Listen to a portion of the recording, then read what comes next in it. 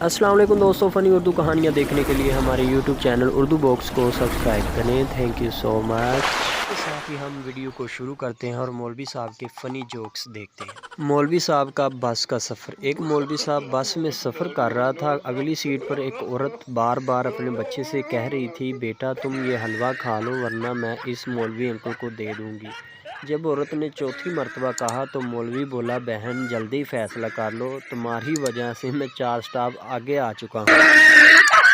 दोस्तों, एक मौलवी साहब का जमात कराते हुए वज़ू टूट गया, लेकिन इसने नमाज पूरी पढ़ा दी। जब इसने सलाम फेरा तो पीछे बैठे एक पठान ने कहा, मौलवी साहब मान गया तेरी ड्राइवरी को, पंचर टायर के साथ भी मंजिल तक पहुँचा दिया। एक मौलवी साहब की मशूका थी दोस्तों। मौलवी ने इसे रात 12 बजे मिलने का वक़्त दिया, लेकिन वो 12 बजे मिलने नहीं आई। मौलवी इंतज़ार करता रहा मगर वो नहीं आई।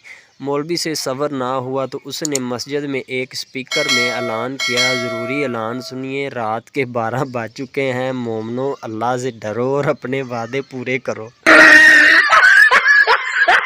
आज का फ़नी लतीफ़ा, एक आदमी तलवार लिए मस्जिद में गया और आवाज़ लगाई, आप में कोई सच्चा मुसलमान है? एक बुज़ुर्ग बोले, मैं हूँ। आदमी इनको बाहर ले गया और इनके कदमों में बकरा ज़िबा किया। फिर मस्जिद में गया, तलवार से खून टपक रहा था, लोग घबरा गए। वो बोला, और कोई सच्चा मुसलमान है? मौलवी साहब हैं। मौलवी गुस्से से बोला, बकवास कर रहा है कमीना, मैं तो खुद ऐलान करवाने आया था कि परसों से केबल नहीं आ रही।